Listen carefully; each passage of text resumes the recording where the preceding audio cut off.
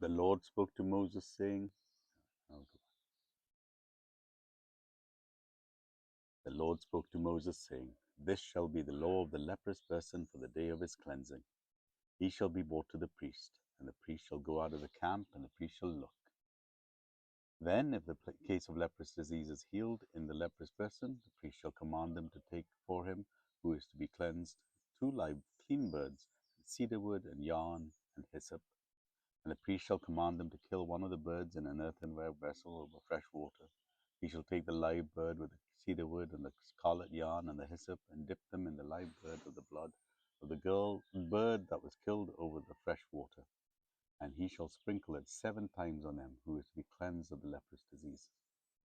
Then he shall pronounce him clean, and shall let the living bird go into the open field. And he who is to be cleansed shall wash his clothes, and shave off all his hair, and bathe himself in water, and he shall be clean. And after that he may come into the camp, but live outside his tent 7 days. And on the 7th day he shall shave off all his hair from his head, his beard, and his eyebrows. He shall shave off all his hair, and then he shall wash his clothes, and bathe his body in water, and he shall be clean. On the 8th day he shall take 2 male lambs without blemish, and 1 ewe lamb a year old without blemish, and a grain offering of 3/10 of an ephah of fine flour mixed with oil, and 1 log of oil. And the priest who cleanses him shall set the man who is to be cleansed and these things before the Lord at the entrance of the tent of meeting. And the priest shall take 1 of the male lambs and offer it as a guilt offering, along with a log of oil, and weigh them for a wave offering before the Lord. And he shall kill the lamb in the place where they kill the sin offering and the burnt offering, in the place of the sanctuary. For the guilt offering, like the sin offering, belongs to the priest. It is most holy. And the priest shall take some of the blood of the guilt offering, and the priest shall put it in the lobe of the right ear of him who is to be cleansed, and on the thumb of his right hand, and on the big toe of his right foot. Then the priest shall take some of the log of oil and pour it into the palm of his own left hand, dip his right finger in the oil that is in his left hand, and sprinkle some oil on his finger 7 times before the Lord.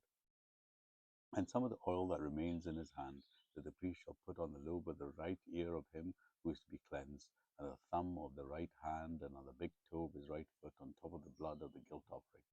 And the rest of the oil that is in the priest's hand he shall put on the head of him who is to be cleansed. Then the priest shall atone for him before the Lord. The priest shall offer the sin offering to make atonement for him who is to be cleansed for his uncleanness. And afterwards he shall kill the burnt offering. And the priest shall offer the burnt offering and the grain offering on the altar. Thus the priest shall make atonement for him, and he shall be clean. But if he is poor and cannot afford so much, then he shall take 1 male lamb of a guilt offering to be waved, to make atonement for him, and 1/10 of an ephah of fine mixed flour with oil, and a grain offering, and a log of oil. Also 2 turtle doves for 2 pigeons, whichever he can afford. The one shall be a sin offering, and the other a burnt offering. And on the 8th day he shall bring them for his cleansing to the priest, to the entrance of the tent of meeting before the Lord. And the priest shall take the lamb of the guilt offering and the log of oil, and the priest shall weigh them for a wave offering before the Lord, and he shall kill the lamb of the guilt offering. And the priest shall take some of the blood of the guilt offering, and put it on the lobe of the right ear of him to be cleansed, and on the thumb of the right hand, of the big toe of the right foot.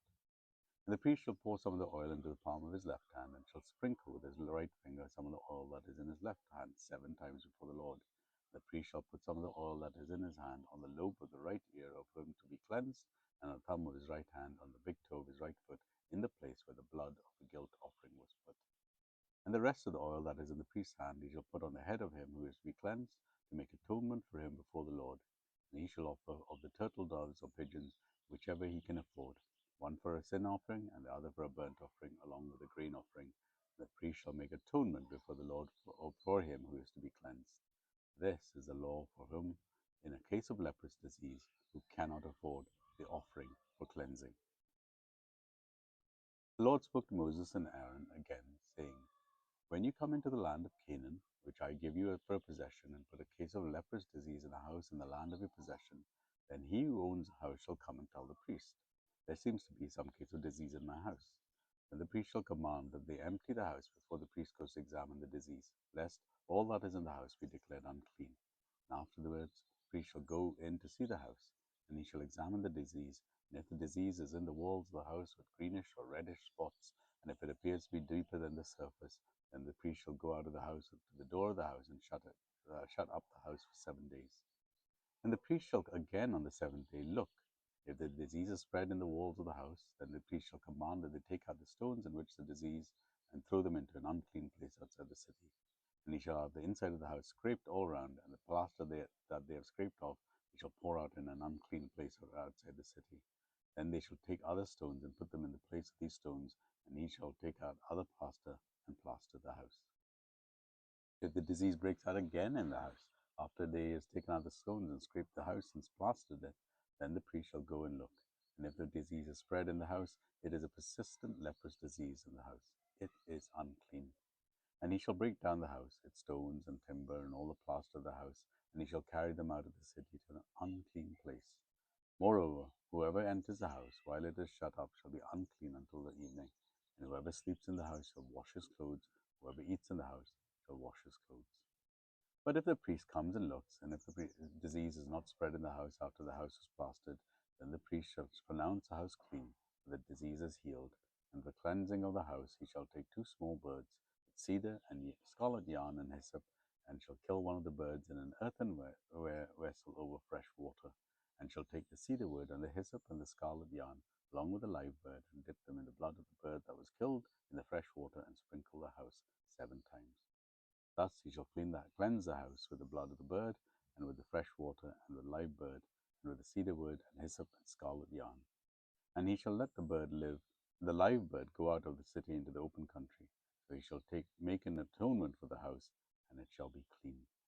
This is the law of any case of leprous disease, for an itch, for leprous disease in a garment or in a house, for a swelling or an eruption of a spot, to show when it is unclean and when it is clean. This is the law of leprous disease. Leviticus chapter 14.